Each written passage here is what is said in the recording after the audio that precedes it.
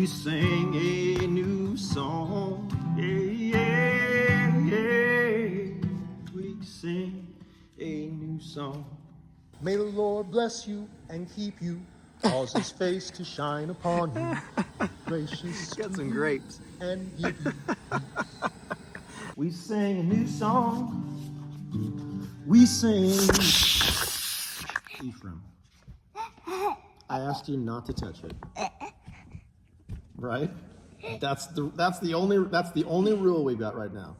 Are we in agreement? Can we do that? Yes or no? It's funny. Are you willing to do it?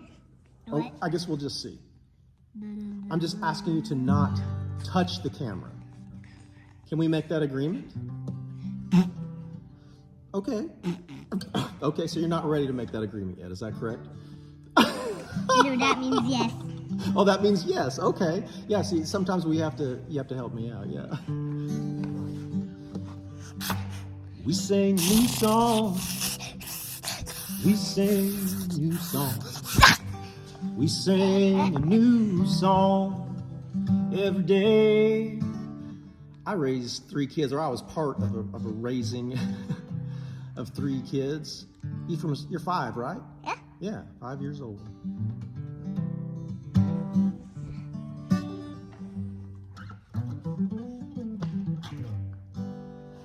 We sing a new song. We sing. That is about just like absolutely as close as you could possibly get. We sing a new song.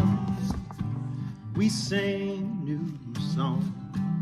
We sing a new song. Yeah, yeah, yeah. We sing a new song. Let me be clear. I do not by any means consider myself to have a children's ministry. But when a fellow human being is,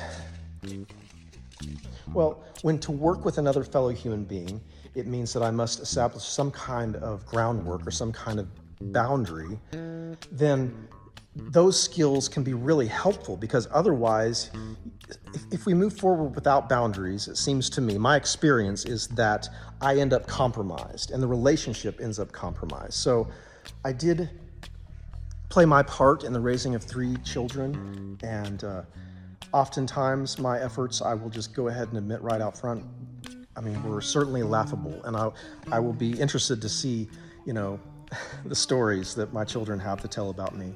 One thing I did tell them the whole while was, hey, by the way, kids, you're being raised by a couple of hurting, broken human beings.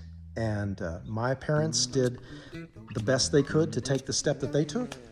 And that's exactly what we're doing right now. And so you're going to have plenty of things to say about what you just saw here. That was me being honest with my children as I was facing doing the best job that I could possibly do, which, as I mentioned, was sometimes ridiculous. But I still, looking back, there was a man who was crumbling and being crushed, and there was also this great wisdom that was taking him forward.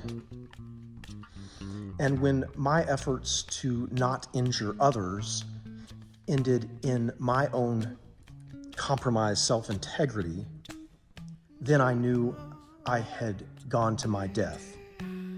And at that point, well, what you're witnessing right now, today, this communication is one of the fruits of the journey that I've taken out of that hell realm.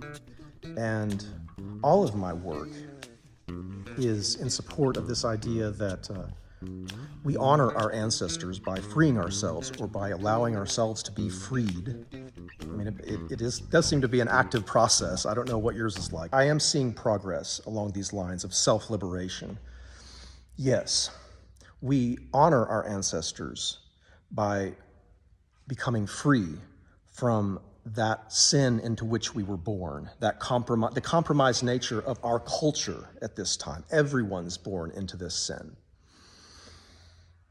And we have many different ways of describing that fall or that separation that we're experiencing from God.